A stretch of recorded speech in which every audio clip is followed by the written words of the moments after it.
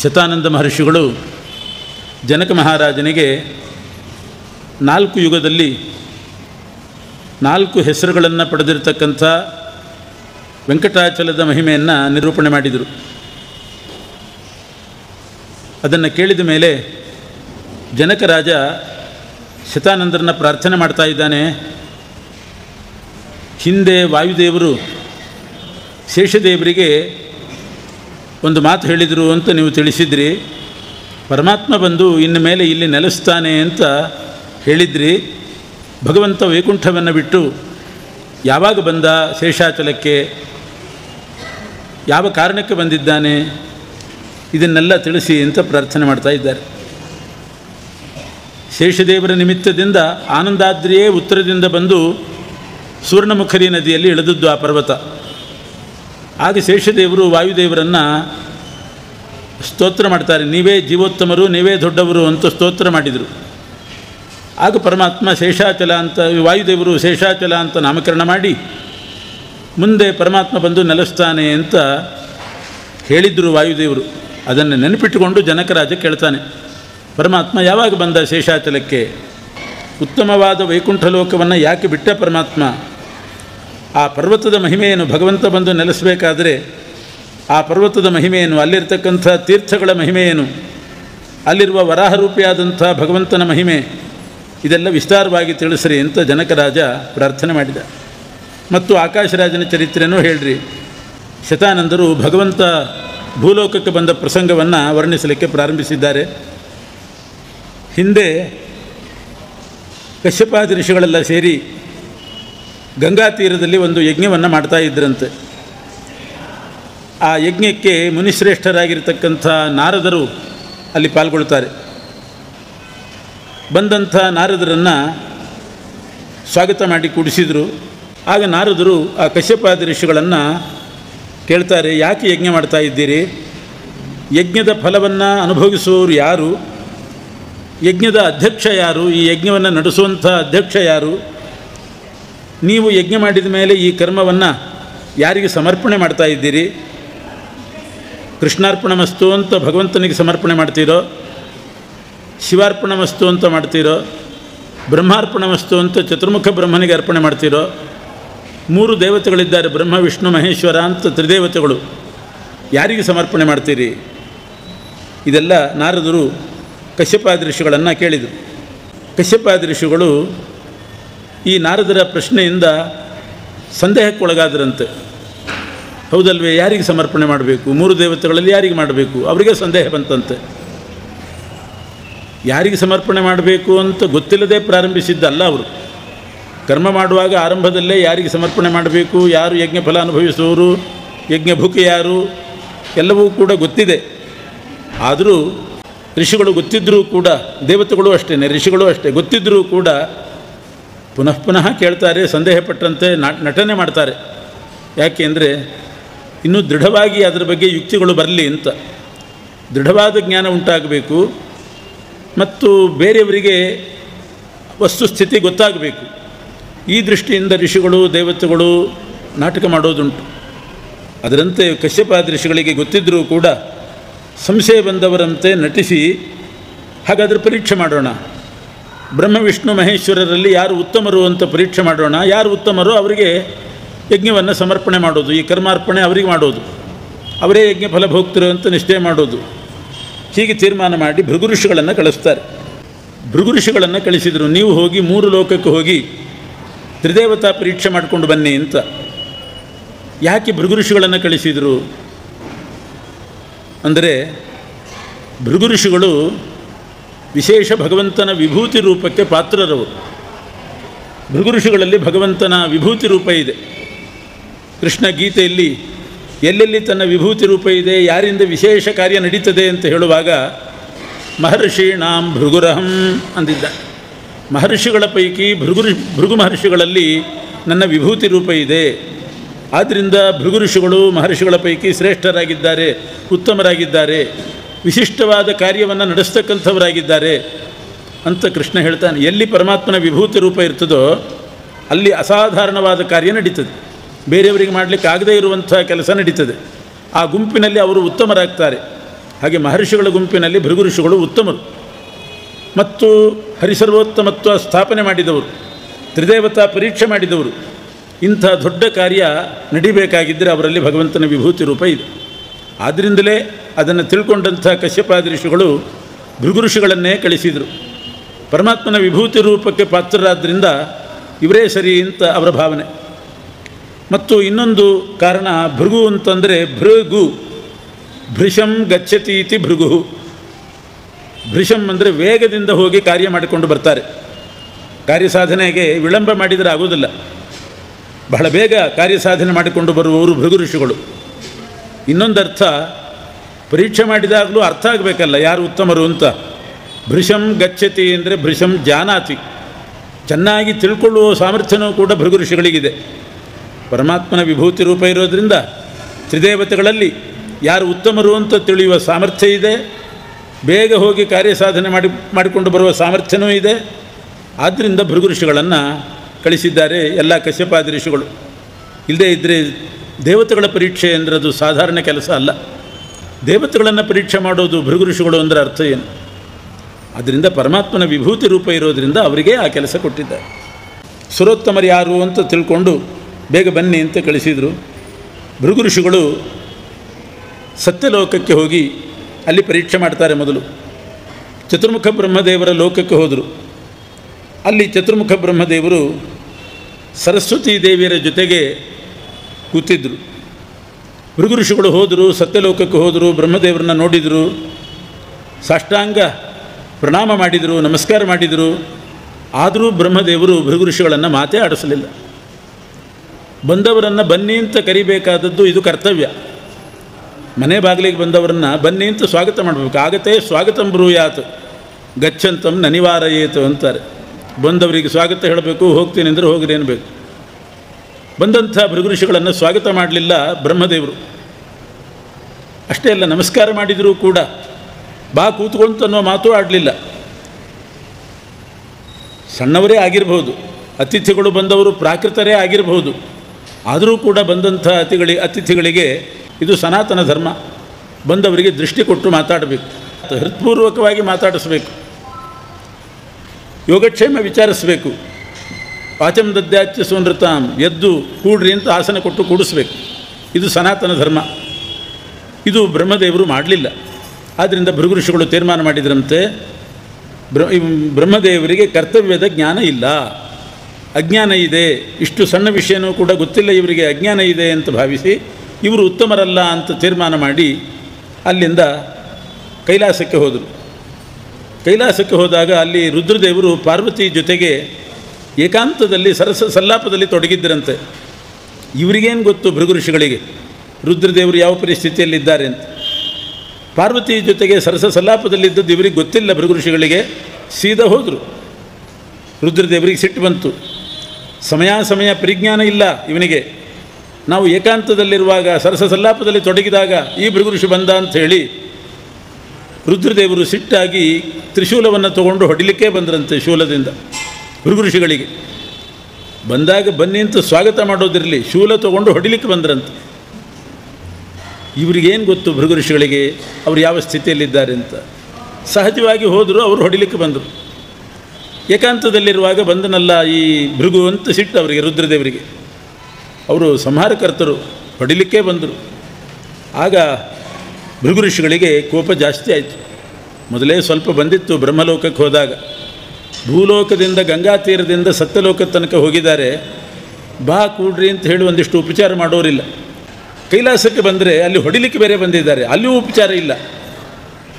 ಸಿಟ್ಟು ಬಂತು, ಶಾಪ ಹಾಕಿದರು. ಬ್ರಹ್ಮಲೋಕಕ್ಕೆ ಹೋದಾಗ ಅಷ್ಟು ಸಿಟ್ಟು ಬಂದಿದ್ದಿಲ್ಲ, ಇಲ್ಲಿ ಬಂದಾಗ ಸ್ವಲ್ಪ ಜಾಸ್ತಿ ಆಯಿತು. ಶಾಪ ಹಾಕಿದರು. ಶಶಾಪ ಶಂಭು ಅಂದರೆ ಎರಡರ್ಥ, ಬ್ರಹ್ಮ ಮತ್ತು ಶಿವ ಇಬ್ಬರಿಗೂ ಶಾಪ ಹಾಕಿಬಿಟ್ಟು. ರುದ್ರದೇವರಿಗೆ ಶಾಪ ಹಾಕಿದರು ಮೊದಲು ಸಿಟ್ಟಿನಿಂದ. ನಾನು ಬಂದಾಗ ಹೊಡಿಲಿಕ್ಕೆ ಬಂದದ್ದರಿಂದ ನಿನಗೆ ಲೋಕದಲ್ಲಿ ಪೂಜೆ ಇಲ್ಲದೆ ಹೋಗಲಿ, ಮೂರ್ತಿ ಪೂಜೆ ಇಲ್ಲದೆ ಹೋಗಲಿ, ಎಲ್ಲ ಕಡೆಯೂ ಕೂಡ ನಿನಗೆ ಶಿವಲಿಂಗ ಪೂಜೆ ಅಂತಾಗಲಿ ಹೊರತು ಮೂರ್ತಿ ಪೂಜೆ ಬೇಡ ಅಂತ ಶಾಪ ಹಾಕಿದರು ಭೃಗು ಋಷಿಗಳು. ಬ್ರಹ್ಮದೇವರು ಉಪಚಾರ ಮಾಡಿದ್ದಿಲ್ಲ ಅನ್ನೋದು ತಲೆಯಲ್ಲಿ ಕೂತಿತ್ತು. ಅಲ್ಲಿಯೂ ಶಾಪ ಹಾಕಿಬಿಟ್ರು. ಇಲ್ಲಿ ನಿಂತ್ಕೊಂಡು ಅವರಿಗೂ ಶಾಪ ಹಾಕಿದರು. ಇನ್ಮೇಲೆ ಬ್ರಹ್ಮದೇವರಿಗೂ ಕೂಡ ಜಗತ್ತಿನಲ್ಲಿ ಪೂಜೆನೇ ಬೇಡ, ಪೂಜೆನೇ ಇಲ್ಲ ಅಂತ ಶಾಪ ಹಾಕಿದರು. ಅಲ್ಲಿಂದ ಮೇಲೆ ವೈಕುಂಠಕ್ಕೆ ಹೋದರು. ಅಲ್ಲಿ ಆದರೂ ಏನಾದರೂ ಉಪಚಾರ ಆದೀತೋ ನೋಡೋಣ ಅಂತ ಹೋದರು. ವೈಕುಂಠಕ್ಕೆ ಹೋದರೆ ಅಲ್ಲಿ ನಾರಾಯಣ ಮಲಗಿದ್ದಾನೆ. ಅಲ್ಲಿಯೂ ಬಾಕೂಡು ಅಂತ ಹೇಳುವವ್ರ ಗತಿ ಇಲ್ಲ. ಭೃಗು ಋಷಿಗಳಿಗೆ ಬಂದ ಸಿಟ್ಟು ಮಹಾದ್ರುಮಾಗಿ ಹೋಯಿತು. ದೊಡ್ಡ ಮರ ಹೆಮ್ಮರವಾಗಿ ಬೆಳೀತು. ಬ್ರಹ್ಮಲೋಕದಲ್ಲಿ ಸ್ವಲ್ಪ ಶುರುವಾಯಿತು, ಅಂಕುರ ಮೊಳಕೆ ಹೊಡೀತು. ಅಲ್ಲಿಗೆ ಕೈಲಾಸಕ್ಕೆ ಹೋದಾಗ ಇನ್ನೂ ಸ್ವಲ್ಪ ದೊಡ್ಡದಾಯಿತು. ಇಲ್ಲಿ ಮಹಾವೃಕ್ಷವಾಗಿ ಬೆಳೀತು ಆ ಕೋಪ. ಸಿಟ್ಟಿನಿಂದ ಭೃಗು ಋಷಿಗಳು ಪರಮಾತ್ಮನ ವಕ್ಷಸ್ಥಳಕ್ಕೆ ಒದ್ದೇ ಬಿಟ್ಟು. ಒದ್ದಾಗ ಪರಮಾತ್ಮ ಎಚ್ಚೆತ್ತುಕೊಂಡಂತೆ ಎದ್ದು ಕೂಡಲೇ ಲಕ್ಷ್ಮೀದೇವಿಗೆ ಹೇಳಿ ಭೃಗು ಋಷಿಗಳು ಎದೆಗೆ ಒದ್ದು ಬಿಟ್ಟರು. ಅವರ ಕಾಲು ಬಹಳ ಕೋಮಲ, ನನ್ನ ಹೃದಯ ಬಹಳ ಕಠಿಣ, ವಜ್ರದಂತೆ ಕಠಿಣವಾದದ್ದು ನನ್ನ ಹೃದಯ. ಇದಕ್ಕೆ ಒದ್ದಿದ್ದಾರೆ ಭೃಗು ಋಷಿಗಳು ಕೋಮಲವಾದ ಪಾದದಿಂದ. ಅವರ ಪಾದಕ್ಕೇನಾಯಿತೋ ಏನೋ, ಬಿಸಿನೀರು ತೊಗೊಂಡು ಬಾ, ಪಾದಪೂಜೆ ಮಾಡೋಣ ಅಂತ ಬಿಸಿನೀರು ತರಿಸಿ ಭೃಗು ಋಷಿಗಳ ಕಾಲು ತೊಳೆದು ಅದನ್ನು ತಾನು ಸಿಡಿಸ್ಕೊಂಡು ಪರಮಾತ್ಮ ವೈಕುಂಠವಾಸಿಯಾದ ನಾರಾಯಣ ತಾನು ಸಿಡಿಸ್ಕೊಂಡು ವೈಕುಂಠಕ್ಕೆಲ್ಲ ಸಿಡಿಸಿ ಲಕ್ಷ್ಮೀದೇವಿಗೂ ಸಿಡಿಸಿ ಇಷ್ಟೆಲ್ಲ ಉಪಚಾರ ಮಾಡಿದ. ಮಾರು ಹೋಗಿಬಿಟ್ರು ಭೃಗು ಋಷಿಗಳು. ಅಲ್ಲಿ ಹೋದರೆ ಕೈಲಾಸಕ್ಕೆ ಹೋಗಿ ನಮಸ್ಕಾರ ಮಾಡಿದರೂ ಬಾಕೂಡು ಅಂತ ಹೇಳುವವರಿಲ್ಲ. ಕೈಲಾಸಕ್ಕೆ ಕಾಲಿಡ್ತಿದ್ದ ಹಾಗೆ ಹೊಡಿಲಿಕ್ಕೆ ಬಂದಿದ್ದಾರೆ. ಇಲ್ಲಿ ನಾನು ಹೊಡೆದ್ರೆ ನನ್ನ ಪಾದ ಪೂಜೆ, ನನ್ನ ಕಾಲಿಗೆ ಪೂಜೆ, ಇನ್ನು ವಾಪಸ್ ಓದಲಿಲ್ಲ. ನನ್ನ ಪಾದಕ್ಕೆ ಪೂಜೆ ಮಾಡ್ತಾ ಇದ್ದಾನೆ ವಿಷ್ಣು, ಎಂಥ ಗುಣಶಾಲಿ, ಕೋಪ ಗೆದ್ದಿದ್ದಾನೆ ಅಂತ ತೀರ್ಮಾನ ಮಾಡಿ ಹರಿ ಸರ್ವೋತ್ತಮ ಅಂತ ಮನವರಿಕೆ ಮಾಡಿಕೊಂಡ್ರು ಭೃಗು ಋಷಿಗಳು. ಅಲ್ಲಿಂದ ಸೀದಾ ಬಂದು ಭೂಲೋಕಕ್ಕೆ ಬಂದು ಗಂಗಾ ತೀರಕ್ಕೆ ಬಂದು ಕಶ್ಯಪಾದಿ ಮುನಿಗಳಿಗೆಲ್ಲ ಸಾರಿದರು. ನಾನು 3 ದೇವತೆಗಳನ್ನು ಪರೀಕ್ಷೆ ಮಾಡಿದೆ, ಶ್ರೀಹರಿಯೇ ಸರ್ವೋತ್ತಮ. ಯಾಕೆಂದರೆ ಬ್ರಹ್ಮದೇವರು ನನಗೆ ಉಪಚಾರನೇ ಮಾಡಲಿಲ್ಲ, ಗೌರವ ಸಲ್ಲಿಸಲಿಲ್ಲ, ಆದರ ಉಪಚಾರ ವಾತ್ಸಲ್ಯ ಯಾವುದೂ ಇಲ್ಲ. ರುದ್ರದೇವರು ಕೋಪದಿಂದ ಹೊಡಿಲಿಕ್ಕೆ ಬಂದರು, ಕಾಮುಕರಂತೆ ಇದ್ದರು. ನಾನು ಹೋದದ್ದಕ್ಕೆ ಕೋಪ ಬಂತು, ಹೊಡಿಲಿಕ್ಕೆ ಬಂದರು. ಭಗವಂತ ಅವನಿಗೆ ನಾನು ಒದ್ದರೆ, ಅವನ ವಕ್ಷಸ್ಥಳಕ್ಕೆ ಒದ್ದರೆ ನನ್ನ ಪಾದಪೂಜೆ ಮಾಡಿದ. ಆದ್ದರಿಂದ ಪರಮಾತ್ಮನೇ ಸರ್ವೋತ್ತಮ. ಉತ್ತಮತ್ವ ತೀರ್ಮಾನ ಹೇಗೆ ಮಾಡಬೇಕು? ಮಹತ್ವಂಚ ಗುಣೇನೈವ ನಾಕಾರೇಣ ಧನೇನವ ಅಂತಾರೆ. ಮಹತ್ವ ತೀರ್ಮಾನ ಮಾಡೋದು ಗುಣದಿಂದ ಹೊರತು ಆಕಾರದಿಂದ ಅಲ್ಲ, ಅಥವಾ ಹಣದಿಂದ ಅಲ್ಲ. ಯಾರಿಗೆ ಎಂಥ ಆಕಾರ ಇದೆ ಅಂತ ನೋಡಿ ಅದು ಉತ್ತಮತ್ವ ತೀರ್ಮಾನ ಮಾಡೋದಲ್ಲ, ಅಥವಾ ಎಷ್ಟು ಹಣ ಇದೆ ಅಂತ ನೋಡಿ ತೀರ್ಮಾನ ಮಾಡೋದಲ್ಲ, ಎಷ್ಟು ಗುಣ ಇದೆ ಅಂತ ನೋಡಿ ಉತ್ತಮತ್ವ ತೀರ್ಮಾನ ಮಾಡಬೇಕು. ಭೃಗು ಋಷಿಗಳಿಗೆ ಪರಮಾತ್ಮನ ಗುಣಗಳ ಪರಿಚಯ ಆಯಿತು. ಎಂಥ ಗುಣಶಾಲಿಯಾಗಿದ್ದಾನೆ ಭಗವಂತ ಅಂತ ಹೇಳಿ ತಾರತಮ್ಯವನ್ನೇ ಹೇಳಿಬಿಟ್ರು. ಯಾಕೆಂದರೆ ಯಜ್ಞದಲ್ಲಿ ಎಲ್ರಿಗೂ ಆಹುತಿ ಇರ್ತದೆ, ತಾರತಮ್ಯ ಪ್ರಕಾರ ಕೊಡಬೇಕು. ಆದ್ದರಿಂದ ಹರಿ ಸರ್ವೋತ್ತಮ ಸಾಕ್ಷಾತ್ ರಮಾದೇವಿ ತದಂತರ. ಪರಮಾತ್ಮನೇ ಸರ್ವೋತ್ತಮ ಶ್ರೇಷ್ಠ, ಆಮೇಲೆ ರಮಾದೇವಿ, ಆಮೇಲೆ ಬ್ರಹ್ಮದೇವರು, ವಾಯುದೇವರು, ಸರಸ್ವತ್ಯಾದಿಗಳು, ಹೀಗೆ ತಾರತಮ್ಯವನ್ನು ತಿಳಿಸಿದರು. ವಿಷ್ಣು ಸರ್ವೋತ್ತಮತ್ವ ನಿರ್ಧಾರ ಆಯಿತು. ಇದು ಭೃಗು ಋಷಿಗಳು ಮಾಡಿದಂಥ ಕೆಲಸ, ದೊಡ್ಡ ಕಾರ್ಯ ಮಾಡಿದರು. ಹರಿ ಸರ್ವೋತ್ತಮತ್ವವನ್ನು ಪರೀಕ್ಷೆ ಮಾಡಿ ತಿಳಿಸಿದರು. ಅಲ್ಲೇನಾಯಿತು ಅಂತಂದರೆ ಭೃಗು ಋಷಿಗಳು ಪಾದಪೂಜೆ ಎಲ್ಲ ಮಾಡಿಸ್ಕೊಂಡು ಈ ಕಡೆ ಬರೋ ತನಕ ಲಕ್ಷ್ಮೀದೇವಿ ಸುಮ್ಮನಿದ್ಲು. ಭೃಗು ಋಷಿಗಳು ಹೋದ ಮೇಲೆ ಜಗಳ ಶುರು ಮಾಡಿದ್ದಂತೆ. ಎಲ್ಲ ಸಾಮಾನು ಕಟ್ತಾ ಇದ್ದಾಳೆ, ಗಂಟು ಮುಟ್ಟೆ ಕಟ್ತಾ ಇದ್ದಾಳೆ. ಪರಮಾತ್ಮ ಕೇಳಿದ, ಎಲ್ಲೋ ಹೊರಟಾಗಿದೆ, ಎಲ್ಲ ಸಾಮಾನು ಜೋಡಿಸ್ತಾ ಇದ್ದೆ ಏನು ಅಂತ ಕೇಳಿದ. ನಿಮಗೆ ಯಾಕೆ ಅದೆಲ್ಲ ಅಂದ್ಲಂತೆ ಒಂದೇ ಸಲ. ಎಂದೂ ಹಾಕಿ ಕೇಳಿದವಳಲ್ಲ. ಇದ್ದಕ್ಕಿದ್ದ ಹಾಗೆ ಧ್ವನಿ ಜೋರು ಮಾಡಿ, ನಿಮಗಾಕೆ ಅದಲ್ಲ, ನಾನು ಎಲ್ಲಿಯಾದರೂ ಹೋಗ್ತೇನೆ ಅಂತ ಪ್ರೇಮ ಕಲಹ ಶುರು ಮಾಡಿದ್ಲು. ಸಿಟ್ಟು. ಯಾಕೆ ಏನಾಯಿತು ಅಂತ ಕೇಳಿದರೆ, ಏನಾಯ್ತೇನು, ನಿಮಗೆ ನನ್ನ ಮೇಲೆ ಎಳ್ಳಷ್ಟು ವಾತ್ಸಲ್ಯ ಇಲ್ಲ, ಪ್ರೀತಿ ಇಲ್ಲ, ಯಾಕಿರಬೇಕು ನಿಮ್ಮ ಜೊತೆಗೆ, ನಾನು ಎಲ್ಲಿಯಾದರೂ ಹೋಗ್ತೇನೆ ಅಂತ ಹೊರಟ್ಲಂತೆ. ನಿನ್ನ ಮೇಲೆ ಇಟ್ಟಷ್ಟು ಪ್ರೀತಿ ನಾನು ಯಾರ ಮೇಲೂ ಇಟ್ಟಿಲ್ಲ, ಯಾಕೆ ಹೀಗೆ ಅಪಾರ್ಥ ಮಾಡ್ಕೊತಿದ್ದೆ ಅಂತ ಕೇಳಿದರೆ, ನನ್ನ ಮೇಲೆ ಪ್ರೀತಿ ಇದ್ದಿದ್ದರೆ ಆ ಭೃಗು ಋಷಿಗಳು ಬಂದು ನನಗೊದ್ದಾಗ ನೀವು ಅವ್ರ ಕಾಲು ತೊಳಿತಿದ್ರಾ? ನಿಮಗೆ ನನ್ನ ಮೇಲೆ ಎಷ್ಟು ಪ್ರೀತಿ ಅಂತ ಗೊತ್ತಾಯಿತು. ಯಾರಾದರೂ ನನಗೆ ಒದ್ದರೆ ಅವ್ರಿಗೆ ಕಾಲು ತೊಳೆಯೋರು ನೀವು. ಅದು ನನ್ನ ಕೈಲಿಂದ ನೀರು ತರಿಸಿ, ನನ್ನ ಕೈಲೇ ನೀರು ತರಿಸಿ, ನನಗೆ ಒದ್ದವರಿಗೆ ನನ್ನ ಕೈಲಿ ನೀರು ತರಿಸಿ ಅವ್ರ ಪಾದ ತೊಳೆದು ನನಗೆ ಸಿಡಿಸೋದು. ಮತ್ತೆ ಇದು ಎಂಥ ಪ್ರೀತಿ ಇದು ಅಲ್ಲ. ಭೃಗು ಋಷಿಗಳು ಬಂದು ಒದ್ದದ್ದು ನನಗಲ್ವೇ ಅಂತ ಕೇಳಿದರೆ, ನಿಮಗೆಲ್ಲಿ ಒದ್ದರು? ನನಗೆ ಒದ್ದರು ಅಂತ ಹೇಳಿ ಲಕ್ಷ್ಮೀದೇವಿ. ಯಾಕೆ ಎಲ್ಲಿ ಒದ್ದರು ಭೃಗು ಋಷಿಗಳು? ತಲೆ ಮೇಲೆ ಒದ್ರ, ಪಾದಪ್ರಹಾರ ತಲೆ ಮೇಲೆ ಮಾಡಿದ್ರ, ಬೆನ್ನಿನ ಮೇಲೆ ಒದ್ರ, ಎದೆಗೆ ಒದ್ದರು. ಯಾಕೆ ಎದೆಗೆ ಒದ್ದರು? ನಿಮ್ಮ ಎದೆಯಲ್ಲಿ ನನ್ನ ವಾಸ, ಶ್ರೀವತ್ಸ ಚಿಹ್ನೆ ಅಂತಂತಾರಲ್ಲ, ಅದು ಲಕ್ಷ್ಮೀದೇವಿ ವಾಸ ಮಾಡೋ ಜಾಗ. ಪರಮಾತ್ಮ ಲಕ್ಷ್ಮೀದೇವಿಯನ್ನು ಎದೆಯಲ್ಲಿ ಕೂಡಿಸ್ಕೊಂಡಿದ್ದಾನೆ. ಆ ಭೃಗು ಋಷಿಗಳು ಬಂದು ಒದ್ದದ್ದು ಎದೆಗೆ, ಅದರಿಂದ ಏಟು ಬಿದ್ದದ್ದು ಲಕ್ಷ್ಮೀದೇವಿಗೆ, ಪಾದಪೂಜೆ ಭೃಗು ಋಷಿಗಳಿಗೆ. ಇದು ಇಂಥ ರೀತಿ ನನಗೆ ಒದ್ದವರಿಗೆ ನೀವು ವಾಪಸ್ ಒದೆಯೋದು ಬಿಟ್ಟು ಅವರು ಪಾದಪೂಜೆ ಮಾಡ್ತೀರಿ ಅಂದಮೇಲೆ ನಾನು ಯಾಕಿರಬೇಕು ಅಂತ ಹೇಳಿ ಲಕ್ಷ್ಮೀದೇವಿ ಅಲ್ಲಿಂದ ಹೊರಟು ಕೊಲ್ಹಾಪುರಕ್ಕೆ ಬಂದುಬಿಟ್ಲಂತೆ. ಹೀಗೆ ಪ್ರೇಮ ಕಲಹ ಮಾಡಿ ಲಕ್ಷ್ಮೀದೇವಿ ಕೊಲ್ಹಾಪುರಕ್ಕೆ ಬಂದಳು. ಆಮೇಲೆ ಶ್ರೀನಿವಾಸ ನಾನು ಕೂಡ ಅಲ್ಲೇ ಹೋದ್ರಾಯಿತು ಅಂತ ವಿಚಾರ ಮಾಡಿ ಒಬ್ಬಂಟಿಗನಾಗಿ ಯಾಕಿರಬೇಕು ಅಂತ ಭೂಲೋಕಕ್ಕೆ ಬಂದ ಅಂತ ಕಥೆ. ಇದರಲ್ಲಿ ಅನೇಕ ಸಂಶಯಗಳು ಬರ್ತದೆ. ಭೃಗು ಋಷಿಗಳು ಚತುರ್ಮುಖ ಬ್ರಹ್ಮದೇವರ ಲೋಕಕ್ಕೆ ಹೋದರು, ಸತ್ಯಲೋಕಕ್ಕೆ. ಅಲ್ಲಿ ನಮಸ್ಕಾರ ಮಾಡಿದರು. ಬ್ರಹ್ಮದೇವರು ಏನೂ ಉಪಚಾರ ಮಾಡಲಿಲ್ಲ. ಇವರಿಗೆ ಕರ್ತವ್ಯದ ಪರಿಜ್ಞಾನ ಇಲ್ಲ, ಬಂದ ಅತಿಥಿಗಳಿಗೆ ಉಪಚಾರ ಮಾಡಬೇಕು ಅಂತ ಗೊತ್ತಿಲ್ಲ ಅಂತ ಹೇಳಿ ಅಜ್ಞಾನ ಇದೆ ಅಂತ ತಿಳ್ಕೊಂಡು ಸರ್ವೋತ್ತಮರಲ್ಲ ಅಂತ ಭಾವಿಸಿದರು. ಆಮೇಲೆ ಶಾಪನೂ ಕೊಟ್ಟರು ಭೃಗು ಋಷಿಗಳು. ಬ್ರಹ್ಮನಿಗೆ ಜಗತ್ತಿನಲ್ಲಿ ಪೂಜೆ ಇಲ್ಲದೆ ಹೋಗಲಿ ಅಂತ ಶಾಪ ಕೊಟ್ಟರು. ಅದು ಇವತ್ತಿಗೂ ನಾವು ನೋಡ್ತಾ ಇದ್ದೀವಿ. ಆ ಶಾಪ ಪುರಾಣ ಸುಳ್ಳಲ್ಲ, ಏನು ನಡೀತು ಆ ಘಟನೆ ಇವತ್ತಿಗೂ ಕೂಡ ನಾವು ಪ್ರತ್ಯಕ್ಷ ನೋಡ್ತಾ ಇದ್ದೀವಿ. ಬೀದಿ ಬೀದಿಗೆ ದೇವಸ್ಥಾನಗಳಾಗ್ತದೆ, ಗಣೇಶನ ದೇವಸ್ಥಾನ, ಮತ್ತೊಂದು ರಾಮಾಲಯ ಆಗ್ತದೆ, ಕೃಷ್ಣದೇವರ ಗುಡಿ ಆಗ್ತದೆ, ಚತುರ್ಮುಖ ಬ್ರಹ್ಮದೇವರ ಗುಡಿ ಅಂತ ಒಬ್ಬರೂ ಮಾಡಿಲ್ಲ. ಎಲ್ಲೋ ಒಂದು ಕಡೆ ಪುಷ್ಕರದಲ್ಲಿ ಇದೆ ಚತುರ್ಮುಖ ಬ್ರಹ್ಮದೇವರ ಗುಡಿ, ಅದೊಂದು ಅಪವಾದ ಬಿಡಿ. ಅದು ಬಿಟ್ಟರೆ ಬೇರೆ ಎಷ್ಟು ಸ್ಥಳಗಳಿದೆ, ಎಷ್ಟು ಕ್ಷೇತ್ರಗಳಿದೆ, ಎಲ್ಲಿಯೂ ಬ್ರಹ್ಮದೇವರಿಗೆ ದೇವಾಲಯ ಕಟ್ಟಿಲ್ಲ, ಬ್ರಹ್ಮದೇವರ ಪ್ರತಿಷ್ಠೆ ಮಾಡಲಿಲ್ಲ, ಚತುರ್ಮುಖ ಬ್ರಹ್ಮದೇವರ ಪೂಜೆ ಅಂತಿಲ್ಲ. ಮನೆಗಳಲ್ಲಿಯೂ ಕೂಡ ಚತುರ್ಮುಖ ಬ್ರಹ್ಮದೇವರ ಪ್ರತಿಮೆ ಇಟ್ಟುಕೊಂಡು ಪೂಜೆ ಮಾಡುವ ಕ್ರಮ ಇಲ್ಲ. ವಾಯುದೇವರ ಪ್ರತಿಮೆ ಇಟ್ಕೊಂಡಿರ್ತಾರೆ, ಗರುಡನ ಪ್ರತಿಮೆ, ಶೇಷನ ಪ್ರತಿಮೆ, ರಾಯರು, ಆದರೆ ಚತುರ್ಮುಖ ಬ್ರಹ್ಮನಿಗೆ ಪ್ರತಿಮೆ ಇಟ್ಟುಕೊಂಡು ಪೂಜೆ ಇಲ್ಲ. ಭೃಗು ಋಷಿಗಳು ಕೊಟ್ಟ ಶಾಪವನ್ನು ಬ್ರಹ್ಮದೇವರು ಸ್ವೀಕಾರ ಮಾಡಿದರು. ಇದು ಸತ್ಯ. ಇದು ಹೀಗೆ ನಡ್ಕೊಂಡು ಬಂದಿದೆ, ಇವತ್ತಿನವರೆಗೂ ಕೂಡ ನಡ್ಕೊಂಡು ಬಂದಿದೆ, ಇನ್ನು ಮುಂದೂ ಕೂಡ ಹಾಗೇ ನಡೀತದೆ. ಆದರೆ ಇಲ್ಲಿ ಬರುವ ಸಂಶಯ ಏನು ಅಂತಂದರೆ, ಭೃಗು ಋಷಿಗಳ ಸ್ಥಾನ ಯಾವುದು? ತಾರತಮ್ಯದಲ್ಲಿ ಭೃಗು ಋಷಿಗಳು ಬರೋದು 15ನೇ ಕಕ್ಷೆ. 15ನೇ ಕಕ್ಷೆಯಲ್ಲಿ ಭೃಗು ಋಷಿಗಳು, ಚತುರ್ಮುಖ ಬ್ರಹ್ಮದೇವರಿದ್ದಾರೆ 3ನೇ ಕಕ್ಷೆ. ಅಂಥ ಉತ್ತಮ ಸ್ಥಾನದಲ್ಲಿರುವ ಬ್ರಹ್ಮದೇವರಿಗೆ ಭೃಗು ಋಷಿಗಳು ಶಾಪ ಕೊಟ್ಟರೆ ಆ ಶಾಪ ಯಾಕೆ ನಡೆಸಬೇಕು? ಅವರು ಬ್ರಹ್ಮದೇವರು ಯಾರೋ ಒಬ್ಬ ಸಣ್ಣ ವ್ಯಕ್ತಿ ಶಾಪ ಕೊಟ್ಟರೆ ಅದನ್ನು ನಡೆಸಬೇಕೇನೋ ದೊಡ್ಡವರು? ಹುಸಿ ಮಾಡಿಬಿಡ್ಬೋದಾಗಿತ್ತು ಬ್ರಹ್ಮದೇವರು. ನಿನಗೆ ಲೋಕದಲ್ಲಿ ಪೂಜೆ ಇಲ್ಲದೆ ಹೋಗಲಿ ಅಂದರೆ ಅದನ್ನು ಸ್ವೀಕಾರ ಮಾಡಿ ಅದನ್ನು ಇವತ್ತುವರೆಗೂ ಜಾರಿಯಲ್ಲಿ ಇಟ್ಟಿದ್ದಾರೆ ಬ್ರಹ್ಮದೇವರು. ಯಾಕೆ? ಸಣ್ಣವರಲ್ವೇ ಭೃಗು ಋಷಿಗಳು? ಇದೊಂದು ಪ್ರಶ್ನೆ.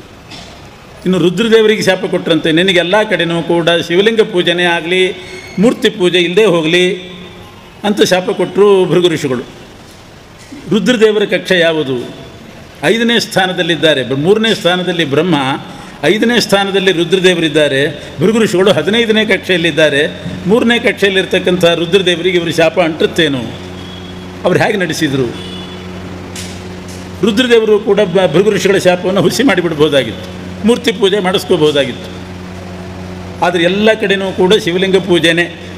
ಎಂಥೆಂಥ ದೊಡ್ಡ ದೊಡ್ಡ ಕ್ಷೇತ್ರಗಳನ್ನು ನೋಡ್ತೇವೆ, ಭಾರೀ ದೊಡ್ಡ ದೇವಾಲಯ, ಅಷ್ಟು ದಾಟಿ ಒಳಗಡೆ ಹೋದರೆ ಅಲ್ಲಿರೋದು ಬರೀ ಶಿವಲಿಂಗ ಅಷ್ಟೇ.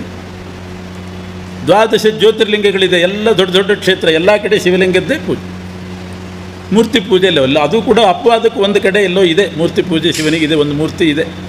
ಅದು ಬಿಟ್ಟರೆ ಇನ್ನೆಲ್ಲೂ ಕೂಡ ಶಿವಲಿಂಗ ಪೂಜೆನೇ ಹೊರತು ಮೂರ್ತಿ ಪೂಜೆ ಇಲ್ಲ. ಯಾಕೆ ನಡೆಸಿದ್ರವರು? ಇದೊಂದು ಪ್ರಶ್ನೆ. ಅದಕ್ಕೆ ಉತ್ತರ ಇಷ್ಟೇ. ಆಚಾರ್ಯ ಹೇಳ್ತಾರೆ, ಪರಮಾತ್ಮ ದೇವತೆಗಳಿಗೆ ಇವರಿಗೆ ಮಾತ್ರ ಅಂತಲ್ಲ, ಎಲ್ಲ ದೇವತೆಗಳಿಗೂ ಆಜ್ಞೆ ಮಾಡಿದ್ದಾನಂತೆ. ಯಾರಾದರೂ ಬ್ರಾಹ್ಮಣರು ನಿಮಗೆ ಶಾಪ ಕೊಟ್ಟರೆ, ಋಷಿಗಳು ಬ್ರಾಹ್ಮಣರು ಶಾಪ ಕೊಟ್ಟರೆ ಅದನ್ನು ನೀವು ಅವಶ್ಯ ನಡೆಸ್ರಿ ಅಂತ ಪರಮಾತ್ಮನ ಆಜ್ಞೆ. ಯಾಕೆ ಅಂತ ಕೇಳಿದರೆ ಅದಕ್ಕೆ ತನ್ನದೇ ಒಂದು ಘಟನೆ ಹೇಳ್ತಾನೆ ಪರಮಾತ್ಮ. ಒಂದು ಸಲ ಭೃಗು ಋಷಿಗಳ ಹೆಂಡತಿ, ಇದೇ ಭೃಗು ಋಷಿಗಳದ್ದೇ ಪ್ರಸಂಗ, ಭೃಗು ಋಷಿಗಳ ಹೆಂಡತಿ ದೈತ್ಯರಿಗೆ ಜಯ ಆಗಲಿ ಅಂತ ಬಯಸಿದ್ಲಂತೆ. ದೈತ್ಯರಿಗೆ ಏಳಿಗೆ ಆಗಲಿ ಅಂತ ದೈತ್ಯರ ಮೇಲೆ ಪಕ್ಷಪಾತ ತೋರಿಸಿದ್ಲಂತೆ. ಅದು ಇಂದ್ರಾದಿಗಳಿಗೆ ಗೊತ್ತಾಯಿತು. ಭೃಗು ಋಷಿಗಳ ಹೆಂಡತಿ ದೈತ್ಯರಿಗೆ ಸಪೋರ್ಟ್ ಮಾಡ್ತಿದ್ದಾಳೆ ಅಂತ ಗೊತ್ತಾಯಿತು. ಆಗ ಇಂದ್ರ ಹೋಗಿ ಪರಮಾತ್ಮನಿಗೆ ದೂರು ಕೊಟ್ಟ, ಭೃಗು ಋಷಿಗಳ ಹೆಂಡತಿ ದೈತ್ಯ ಪಕ್ಷಪಾತಿಯಾಗಿದ್ದಾಳೆ, ಏನು ಮಾಡೋದು ಅಂತ. ಪರಮಾತ್ಮನಿಗೂ ಸಿಟ್ಟು ಬಂತು. ಹೋಗಿ ಭೃಗು ಋಷಿಗಳ ಹೆಂಡತಿಯನ್ನು ಕೊಂದೇ ಬಿಟ್ಟನಂತೆ. ಭೃಗು ಋಷಿಗಳ ಪತ್ನಿಯನ್ನು ಕೊಂದುಬಿಟ್ಟ ಪರಮಾತ್ಮ. ಆಗ ಭೃಗು ಋಷಿಗಳಿಗೆ ಸಿಟ್ಟು ಬಂತು, ನನ್ನ ಹೆಂಡತಿಯನ್ನು ಕೊಂದಲ್ಲ ಇವನು ಪರಮಾತ್ಮ ಅಂತ ಹೇಳಿ ಭೃಗು ಋಷಿಗಳು ಭಗವಂತನಿಗೆ ಶಾಪ ಹಾಕಿದ್ರಂತೆ. ನನ್ನ ಹೆಂಡತಿಯನ್ನು ನೀನು ಕೊಂದದ್ರಿಂದ, ನನ್ನ ಪತ್ನಿಯನ್ನು ವಧೆ ಮಾಡಿದ್ದರಿಂದ ನಿನಗೂ ನಿನ್ನ ಹೆಂಡತಿಗೂ ಮನೆಯಲ್ಲಿ ಜಗಳ ಆಗಲಿ ಅಂತ ಶಾಪ ಹಾಕಿದ್ರಂತೆ ಭೃಗು ಋಷಿಗಳು. ಬಹುಶಃ ಶಾಪ ಎಲ್ರಿಗೂ ಅನ್ವಯಿಸ್ತೋ ಏನೋ ಗೊತ್ತಿಲ್ಲ, ಪರಮಾತ್ಮನಿಗೆ ಹಾಕಿದರು. ಅಂತೂ ನಿನಗೂ ನಿನ್ನ ಹೆಂಡತಿಗೂ ಜಗಳ ಆಗಲಿ ಅಂತ ಶಾಪ ಹಾಕಿದರು. ಅಷ್ಟೇ ಅಲ್ಲ, ನಿನಗೂ ನಿನ್ನ ಹೆಂಡತಿಗೂ ಜಗಳ ಆಗಲಿ, ನಿನಗೆ ಪತ್ನಿ ವಿಯೋಗ ಆಗಲಿ ಅಂತಲೂ ಶಾಪ ಹಾಕಿದ್ರಂತೆ. ನಿನ್ನ ಹೆಂಡತಿ ಕಳೆದು ಹೋಗಲಿ, ನಿನಗೆ ಪತ್ನಿ ವಿಯೋಗ ಆಗಲಿ ಅಂತಲೂ ಕೂಡ ಶಾಪ ಬಂತು. ಪರಮಾತ್ಮ ಎಲ್ಲಿ? ಭೃಗು ಋಷಿಗಳಲ್ಲಿ. ಭೃಗು ಋಷಿಗಳು ಶಾಪ ಹಾಕಿದರೆ ಪರಮಾತ್ಮ ಅದನ್ನು ಲಕ್ಷ್ಯನೇ ಕೊಡಲಿಲ್ಲ, ಸುಮ್ಮನೆ ಇದ್ಬಿಟ್ಟು ಅದನ್ನು ಸ್ವೀಕಾರ ಮಾಡಲೇ ಇಲ್ಲ, ತಲೆ ಬಿಸಿ ಮಾಡಿಕೊಳ್ಳಿಲ್ಲ. ಆಗ ಭೃಗು ಋಷಿಗಳಿಗೆ ಅನುಮಾನ ಬಂತು, ನಾನು ಕೊಟ್ಟ ಶಾಪ ನಡೆಸ್ತಾನೋ ಇಲ್ವೋ ಪರಮಾತ್ಮ? ಅದನ್ನು ನಡೆಸಲಿಲ್ಲ, ಜಾರಿಗೆ ತರಲಿಲ್ಲ ಅಂದರೆ ತನಗೆ ಮರ್ಯಾದೆ ಇಲ್ಲ ಅಂತ ಆಗ್ತದೆ. ಅದಕ್ಕೆ ಭೃಗು ಋಷಿಗಳು ಶಾಪ ಹಾಕಿದರು. ಆಮೇಲೆ ಕಾಡಿಗೆ ಹೋಗಿ ತಪಸ್ಸು ಮಾಡಿದ್ರಂತೆ. 100 ವರ್ಷ ತಪಸ್ಸು ಮಾಡಿದರು ಭಗವಂತನ ಒಲಿಸಿಕೊಳ್ಳಿಕ್ಕೆ. ಪರಮಾತ್ಮ ಹೋಗಿ ಪ್ರತ್ಯಕ್ಷನಾದ. ಮಹರ್ಷಿಗಳೇ, ಏನು ಸಮಾಚಾರ? ಅವತ್ತು ಶಾಪ ಹಾಕಿದಿರಿ, ಈಗ ತಪಸ್ಸು ಮಾಡ್ತಿದ್ದೀರಿ, ಏನು ಅಂತ ಕೇಳಿದ. ಏನಿಲ್ಲ, ನಾನು ಶಾಪ ಹಾಕಿದ್ನಲ್ಲ ಅದನ್ನು ನಡೆಸುವಂತ ವರ ಕೇಳಲಿಕ್ಕೆ ತಪಸ್ಸು ಮಾಡ್ತಿದ್ದೀನಿ ಅಂತಂದು.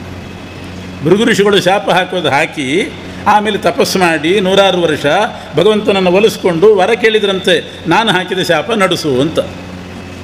ಆಗಲಿ ಅಂತ ಪರಮಾತ್ಮ ವರ ಕೊಟ್ಟ. ಅದರ ಪ್ರಕಾರ ಅದನ್ನು ನಡೆಸ್ತಾ ಇದ್ದಾನೆ.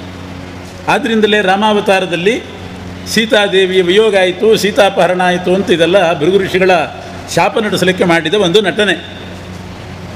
ಇಲ್ಲಿಯೂ ಅಷ್ಟೇ, ಲಕ್ಷ್ಮೀದೇವಿಗೂ ಪರಮಾತ್ಮನಿಗೂ ಪ್ರೇಮ ಕಲಹ ಆಯಿತು. ಲಕ್ಷ್ಮೀದೇವಿ ಬಿಟ್ಟು ಕೊಲ್ಲಾಪುರಕ್ಕೆ ಬಂದಳು ಅಂದರೆ ಆ ಭೃಗು ಋಷಿಗಳು ಶಾಪ ಹಾಕಿದ್ರಲ್ಲ ಅದನ್ನು ನಡೆಸಲಿಕ್ಕೆ ಮಾಡಿದ ನಾಟಕ. ಆಮೇಲೆ ಅಂದ್ಕೊಂಡಂತೆ ಎಲ್ಲ ದೇವತೆಗಳಿಗೂ ಒಂದು ಆರ್ಡರ್ ಹೊರಡಿಸಿಬಿಡೋಣ ಅಂತ ದೇವತೆಗಳನ್ನೆಲ್ಲ ಕರೆದು ಹೇಳಿದ, ಇನ್ಮೇಲೆ ಯಾರಾದರೂ ಬ್ರಾಹ್ಮಣರು ಋಷಿಗಳು ನಿಮಗೆ ಶಾಪ ಹಾಕಿದರೆ ನೀವು ಅದನ್ನು ನಡೆಸಿಬಿಡ್ರಿ ಅಂತ. ಇಲ್ದಿದ್ರೆ ಅವ್ರು ಮತ್ತೆ ನಿಮ್ಮನ್ನು ತಪಸ್ಸು ಮಾಡ್ತಾರೆ. ನಿಮ್ಮ ತಪಸ್ಸು ಮಾಡಿ ನಿಮ್ಮನ್ನೇ ಒಲಿಸ್ಕೊಂಡು ಮತ್ತೆ ನಿಮ್ಮ ಹತ್ರ ವರ ಕೇಳ್ತಾರೆ. ಅಷ್ಟೆಲ್ಲ ಗೋಳು ಹಿಗ್ಸೋದು ಬೇಡ, ಅವರನ್ನು ಮತ್ತೆ ತಪಸ್ಸು ಮಾಡಿ ವರ ಕೇಳೋ ಹಾಗಾಗೋದು ಬೇಡ, ನೀವೇ ನಡೆಸಿಬಿಡಿ ಅಂತ ಪರಮಾತ್ಮ ಆಜ್ಞೆ ಮಾಡಿದ್ದು. ವಿಷ್ಣು ಆಗಲಿ, ವಿಷ್ಣು ಭಕ್ತರಾಗಲಿ, ದೇವತೆಗಳು ಬ್ರಾಹ್ಮಣರ ಶಾಪವನ್ನು ಅದನ್ನು ನಡೆಸ್ತಾ ಇದ್ದಾರೆ, ಜಾರಿಗೆ ತಂದುಕೊಂಡಿದ್ದಾರೆ. ಆದ್ದರಿಂದ ಬ್ರಹ್ಮದೇವರು ಶಾಪ ಸ್ವೀಕಾರ ಮಾಡಿದರು, ರುದ್ರದೇವರು ಸ್ವೀಕಾರ ಮಾಡಿದರು. ಹೀಗೆ ವಾಯುದೇವರಿಗೂ ಶಾಪ ಇದೆ. ಕಣ್ವ ಋಷಿಗಳು ಒಂದು ಸಲ ವಾಯುದೇವರಿಗೆ ಶಾಪ ಹಾಕಿದ್ರಂತೆ. ಇಡೀ ಜಗತ್ತನ್ನು ಉಸಿರಾಟದ ದೇವತೆ ಅವರು, ಅವರಿಗೆ ಕಣ್ವ ಋಷಿಗಳು ಶಾಪ ಹಾಕಿದ್ರಂತೆ. ಏನೋ ಒಂದು ಯಜ್ಞ ಮಾಡುವಾಗ ವಾಯುದೇವರು ಯಜ್ಞ ಮಾಡಲಿಕ್ಕೆ ಹೊರಟಾಗ ಸ್ವಲ್ಪ ನೇಗಲು ಭೂಶೋಧನೆ ಮಾಡುವಾಗ ನೇಗಲು ತಾಗಿತ್ತಂತೆ ಕಣ್ವ ಋಷಿಗಳಿಗೆ. ಯಾರು ಏನು ಅಂತ ನೋಡಲಿಲ್ಲ, ಸೀದಾ ಶಾಪ ಹಾಕಿಬಿಟ್ರು. ನನಗೆ ನೀನು ನೇಗಲು ತಾಗಿಸಿದ್ರಿಂದ ಲೋಕದಲ್ಲಿ ನಿನಗೆ ಪ್ರಸಿದ್ಧಿನೇ ಬರದೇ ಹೋಗಲಿ ಅಂತ ಶಾಪ ಹಾಕಿಬಿಟ್ರು. ಲೋಕದಲ್ಲಿ ನಿನಗೆ ಪ್ರಸಿದ್ಧಿ ಇಲ್ಲದೆ ಹೋಗಲಿ. ಆಮೇಲೆ ತಾವೇ ಅಂದ್ಕೊಂಡು ಸ್ವಲ್ಪ ಬದಲಾವಣೆ ಮಾಡಿದ್ರಂತೆ. ನಿನ್ನ ಅವತಾರ ರೂಪ ಪ್ರಸಿದ್ಧಿಗೆ ಬರಲಿ, ಮೂಲ ರೂಪ ಅಪ್ರಸಿದ್ಧವಾಗಿ ಉಳಿಲಿ ಅಂತ ಶಾಪ ಹಾಕಿದರು. ವಾಯುದೇವರು ಅದನ್ನು ಸ್ವೀಕಾರ ಮಾಡಿದರಂತೆ. ಆದ್ದರಿಂದ ವಾಯುದೇವರ ಮೂಲ ರೂಪ ಅಪ್ರಸಿದ್ಧ, ಹನುಮ ಭೀಮ ಮಧ್ವ ರೂಪ ಪ್ರಸಿದ್ಧ. ಎಲ್ಲ ಪುರಾಣಗಳಲ್ಲಿ ಹನುಮ ಭೀಮ ಮಧ್ವ ಈ ರೂಪದ ಚರಿತ್ರೆ ಸಾಕಷ್ಟಿದೆ. ಆದರೆ ಮೂಲರೂಪಿ ವಾಯುದೇವರದ್ದು ಮಾತ್ರ ಅಪೌರುಷೇಯ ವೇದದಲ್ಲಿದೆ ಹೊರತು ಪೌರುಷೇಯ ಗ್ರಂಥಗಳಲ್ಲಿಲ್ಲ. ಮೂಲರೂಪಿ ವಾಯುದೇವರು ಹೇಗಿದ್ದಾರೆ ಅದೇ ಗೊತ್ತಿಲ್ಲ ಬಹಳ ಜನರಿಗೆ. ಯಾಕೆ? ಅಪೌರುಷೇಯ ವೇದದಲ್ಲಿದೆ, ಅವರ ಚರಿತ್ರೆ ಎಲ್ಲ ವೇದದಲ್ಲಿ ಬರ್ತದೆ. ಅದು ಸರ್ವಾಧಿಕಾರಿಕ ಅಲ್ಲ. ಆದ್ದರಿಂದ ಯಾರು ಯೋಗ್ಯರು ಅವರಿಗೆ ಮಾತ್ರ ಗೊತ್ತಿರಲಿ ಅಂತ ಆ ರೀತಿ ಶಾಪ ಹಾಕಿ ಅದನ್ನು ವಾಯುದೇವರು ಸ್ವೀಕಾರ ಮಾಡಿದರು. ಅವತಾರ ರೂಪಗಳು ಪ್ರಸಿದ್ಧಿ ಆಯಿತು. ಅದು ಗರುಡದೇವರು ಅವರು ಅಷ್ಟೇ. ಸೌಭರಿ ಋಷಿಗಳು ಗರುಡದೇವರಿಗೆ ಶಾಪ ಹಾಕಿದರೆ ಗರುಡ ಸ್ವೀಕಾರ ಮಾಡಿದ ಅಂತ ಉಂಟು, ಭಾಗವತದಲ್ಲಿ ಬರ್ತದೆ. ಅನೇಕ ಕೆಳಮಟ್ಟದ ಋಷಿಗಳು ದೊಡ್ಡ ದೇವತೆಗಳಿಗೆ ಶಾಪ ಹಾಕಿದಾಗ ಅವರೆಲ್ಲ ಸ್ವೀಕಾರ ಮಾಡಿದ್ದಾರೆ. ಆದ್ದರಿಂದ ಬ್ರಹ್ಮ ಮತ್ತು ರುದ್ರದೇವರು ಭೃಗು ಋಷಿಗಳ ಶಾಪ ಸ್ವೀಕಾರ ಮಾಡಿದರು. ಇಲ್ಲದಿದ್ದರೆ ಅವರು ತಮ್ಮ ಮಾತಿಗೆ ಬೆಲೆನೇ ಇಲ್ಲ ಅಂತ ಆಗ್ತದೆ ಅಂತ ಅವರಿಗೆ ಭಯ, ಬ್ರಾಹ್ಮಣರಿಗೆ ಋಷಿಗಳಿಗೆ. ಹಾಗಾದ್ದರಿಂದಲೇ ಇವತ್ತೂ ಕೂಡ ಬ್ರಾಹ್ಮಣರ ಶಾಪ ಬ್ರಹ್ಮಶಾಪ ಅಂದರೆ ಎಲ್ಲರೂ ಭಯಪಡ್ತಾರೆ. ದೇವತೆಗಳೇ ನಡೆಸ್ತಾ ಇದ್ದಾರೆ. ಪರಮಾತ್ಮನ ಆಜ್ಞೆ ಆಗಿದೆ. ಇನ್ನೊಂದು ಪ್ರಶ್ನೆ, ಭೃಗು ಋಷಿಗಳು ಸತ್ಯಲೋಕಕ್ಕೆ ಹೋಗಿ ಏನು ತೀರ್ಮಾನ ಮಾಡಿದರು? ಬ್ರಹ್ಮ ಋಷಿಗಳಿಗೆ ಅಜ್ಞಾನ ಇದೆ, ಇದು ಬ್ರಹ್ಮದೇವರಿಗೆ ಅಜ್ಞಾನ ಇದೆ. ಯಾಕೆ ಅಂದರೆ ನಾನು ಹೋದಾಗ ಸ್ವಾಗತ ಮಾಡುವಷ್ಟು ಕರ್ತವ್ಯ ಪ್ರಜ್ಞೆ ಅವರಿಗಿಲ್ಲ, ಕರ್ತವ್ಯ ಜ್ಞಾನ ಇಲ್ಲಾದ್ದರಿಂದ ಅಜ್ಞಾನ ಇದೆ, ಇವರು ಉತ್ತಮರಲ್ಲ ಅಂತ ತೀರ್ಮಾನ ಮಾಡಿದ್ರಂತೆ. ರುದ್ರದೇವರ ಲೋಕಕ್ಕೆ ಕೈಲಾಸಕ್ಕೆ ಹೋದಾಗ ರುದ್ರದೇವರು ಪಾರ್ವತಿ ಜೊತೆಗೆ ಏಕಾಂತದಲ್ಲಿದ್ದರು. ಇವರು ಕಾಮುಕರಾಗಿದ್ದಾರೆ. ಆ ಸಮಯದಲ್ಲಿ ನಾನು ಹೋದದ್ರಿಂದ ಸಿಟ್ಟಿನಿಂದ ನಾನು ಹೊಡಿಲಿಕ್ಕೆ ಬಂದರು ಅಂತ ಹೇಳಿ ಅವರು ಕಾಮುಕರು ಅಂತ ತಿಳ್ಕೊಂಡು ಅವರು ಉತ್ತಮರಲ್ಲ ಅಂತ ಭಾವಿಸಿದ್ರಂತೆ ಭೃಗು ಋಷಿಗಳು. ಶ್ರೀಹರಿಯನ್ನು ಪರೀಕ್ಷೆ ಮಾಡಿದಾಗ ಅವನು ಕಾಮಕ್ರೋಧಾದಿಗಳನ್ನು ಮೀರಿದವನು, ನನಗೆ ಸತ್ಕಾರ ಮಾಡಿದ ಅಂತ ಇದೊಂದು ಕಥೆ. ಬ್ರಹ್ಮದೇವರಿಗೆ ಇಷ್ಟು ಗೊತ್ತಿಲ್ವಾ? ಸಾಧಾರಣ ಮನುಷ್ಯನಿಗೆ ಗೊತ್ತಿದೆ ಮನೆಗೆ ಬಂದವರಿಗೆ ಸ್ವಾಗತ ಮಾಡಬೇಕು ಅಂತ, ಬ್ರಹ್ಮದೇವರಿಗೆ ಗೊತ್ತಿಲ್ಲೇನು? ಭೃಗು ಋಷಿಗಳು ಬಂದು ನಮಸ್ಕಾರ ಮಾಡಿದಾಗ ಬಾ ಕೂಡು ಅಂತ ಹೇಳಲಿಕ್ಕೆ ಬ್ರಹ್ಮದೇವರಿಗೆ ಗೊತ್ತಾಗದೆ ಹೋಯಿತು ಅಂದರೆ ಅರ್ಥ ಏನು? ಸಾಧಾರಣ ಒಬ್ಬ ಮನುಷ್ಯನಿಗಿರುವ ಜ್ಞಾನ ಚತುರ್ಮುಖ ಬ್ರಹ್ಮದೇವರಿಗಿಲ್ಲ ಅಂತ ಹೇಳಿದರೆ ಇದು ನಂಬೋದೇ ಕಷ್ಟ ಆಗ್ತದೆ. ಬ್ರಹ್ಮದೇವರ ಜ್ಞಾನದ ಸ್ವರೂಪ ಸರ್ವ ವಿಷಯಕ್ಕೆ, ಪರಮಾತ್ಮನ ವಿಷಯ ಬಿಟ್ಟರೆ ಜಗತ್ತಿನಲ್ಲಿ ಸರ್ವ ವಿಷಯಕ್ಕೆ ಜ್ಞಾನ ಅವರದ್ದು. ಮನೆಗೆ ಬಂದ ಅತಿಥಿಗಳಿಗೆ ಹೇಳಬೇಕು ಅನ್ನುವಷ್ಟು ಜ್ಞಾನ ಬ್ರಹ್ಮದೇವರಿಗಿಲ್ಲ ಅಂದರೆ ಅರ್ಥ ಏನು? ಮತ್ತು ರುದ್ರದೇವರು ಅವರು ಕಾಮುಕರಾಗಿದ್ದಾರಾದ್ದರಿಂದ ಅವರು ಸರ್ವೋತ್ತಮರಲ್ಲ ಅಂತ ಭೃಗು ಋಷಿಗಳು ತೀರ್ಮಾನ ಮಾಡಿದರು. ಇದೂ ನಂಬೋದು ಕಷ್ಟ. ಎಂಥ ವೈರಾಗ್ಯಶಾಲಿಗಳು ರುದ್ರದೇವರು. ವೈರಾಗ್ಯಾಧಿಪತೆಯೇ ಈಶಾನಾಯ ನಮಃ ಅಂತ ಅವರಿಗೆ ಪೂಜೆ, ಪೀಠ ಪೂಜೆಯಲ್ಲಿ ವೈರಾಗ್ಯ ಕೊಡ್ತಕ್ಕಂಥವರು ರುದ್ರದೇವರು. ಹೀಗಿರುವಾಗ ಇವರಿಬ್ಬರಲ್ಲಿ ಈ ದೋಷ ಕಂಡುಕೊಂಡು ಕಿಂಚಿದ್ ಅಜ್ಞಾನಮಾಶ್ರಿತಂ ಅಂತಾರೆ. ಬ್ರಹ್ಮದೇವರಲ್ಲಿ ಅಜ್ಞಾನ ಆಶ್ರಿತವಾಗಿದೆ, ರುದ್ರದೇವರು ಕಾಮುಕರಾಗಿದ್ದಾರೆ, ಆದ್ದರಿಂದ ಇವರು ಉತ್ತಮರಲ್ಲ, ಶ್ರೀಹರಿಯೇ ಉತ್ತಮ ಅಂತ ಭೃಗು ಋಷಿಗಳು ಹೇಗೆ ತೀರ್ಮಾನ ಮಾಡಿದರು? ಅವರು ಭೃಶಂ ಗಚ್ಚತಿ, ಚೆನ್ನಾಗಿ ದೃಢವಾಗಿ ವಿಮರ್ಶೆಪೂರ್ವಕವಾಗಿ ತಿಳ್ಕೊಳ್ಳುವವರು. ಆದ್ದರಿಂದ ಭೃಗು ಅಂತ ಹೆಸರು ಅವರಿಗೆ. ಭೃಶಂ ಗಮನಶೀಲ, ಗಮನ ಅಂದರೆ ಜ್ಞಾನ ಅಂತಲೂ ಅರ್ಥ ಇದೆ. ಅಂಥ ಭೃಗು ಋಷಿಗಳು ಹೀಗೆ ತೀರ್ಮಾನ ಮಾಡಬಹುದೇ ಅನ್ನೋದೊಂದು ಪ್ರಶ್ನೆ ಬರ್ತದೆ. ಅದಕ್ಕೆ ಈ ರೀತಿ ಅರ್ಥ. ಭೃಗು ಋಷಿಗಳು ಬಂದು ನಮಸ್ಕಾರ ಮಾಡಿದಾಗ ಇವರು ಬ್ರಹ್ಮದೇವರು ಪ್ರತಿಯಾಗಿ ನೋವಾಚ ವಚನಂ ವಿಧಿಹಿ, ಒಂದು ಮಾತು ಆಡಲಿಲ್ಲ. ವಿಧಿಹಿ ಅಂತನ್ನೋ ಶಬ್ದ ಹೇಳಿದ್ದಾರೆ, ಬ್ರಹ್ಮ ಅನ್ನಲಿಲ್ಲ, ವಿಧಿಹಿ. ಬ್ರಹ್ಮದೇವರಿಗೆ ವಿಧಿ ಅಂತ ಹೆಸರು. ವಿಧಿ ಅಂದರೆ ಎರಡಕ್ಕೆ ಹೇಳ್ತಾರೆ, ಒಂದು ನಮ್ಮ ದೈವ ಅಂತೀವಲ್ಲ ಅದು ವಿಧಿ, ವಿಧಿ ವಿಲಾಸ ಅಂತಾರೆ. ಇನ್ನೊಂದು ವಿಧಿ ಅಂದರೆ ಬ್ರಹ್ಮದೇವರಿಗೆ ಹೆಸರು. ಯಾಕೆ ಈ ಹೆಸರು ಬಂತು ವಿಧಿ ಅಂತ ಅಂದರೆ, ಪರಮಾತ್ಮ ಬ್ರಹ್ಮದೇವರಿಗೆ ಒಂದು ವಿಶೇಷ ವಿಧಾನ ಮಾಡಿದ್ದಾನಂತೆ. ಏನು ಅಂದರೆ, ನೀವು ಕೆಲವು ಕಡೆ ಅಜ್ಞಾನ, ಕಾಮ, ಕ್ರೋಧ ಇವುಗಳನ್ನೆಲ್ಲ ತೋರಿಸ್ಬೇಕು, ನಿಮ್ಮಲ್ಲಿ ಇಲ್ದಿದ್ದರೂ ಕೂಡ ಜನರಿಗೆ ತೋರಿಸ್ಬೇಕು, ಮೋಹಕ್ಕೊಳಿಸಲಿಕ್ಕೋಸ್ಕರ ತೋರಿಸ್ಬೇಕು ಅಂತ ವಿಧಾನ ಇದೆ. ಭಾಗವತದಲ್ಲಿ ಬರ್ತದೆ, ಚತುರ್ಮುಖ ಬ್ರಹ್ಮದೇವರು ಪುತ್ರಿಕಾ ಕಾಮನ ಮಾಡಿದರು ಅಂತುಂಟು. ಮನುಷ್ಯವಾಣಿಗೆ ಅಭಿಮಾನಿಯಾದಂಥ ಈ ಬೇರೆ ಶಾಸ್ತ್ರಗಳಿಗೆ ಅಭಿಮಾನಿಯಾದ ಒಬ್ಬ ಹೆಣ್ಣು ಮಗಳು ಹುಟ್ಟಿದ್ದಂತೆ. ಅವಳನ್ನು ಮದುವೆ ಮಾಡಿಕೊಳ್ಬೇಕು ಅಂತ ಕಾಮಿಸಿದ್ರಂತೆ ಬ್ರಹ್ಮದೇವರು. ಅವಳು ಸರಸ್ವತಿ ಅಲ್ಲ, ಇನ್ನೊಬ್ಬಳು ಬೇರೆ ಶಾಸ್ತ್ರಗಳ ಅಭಿಮಾನಿ.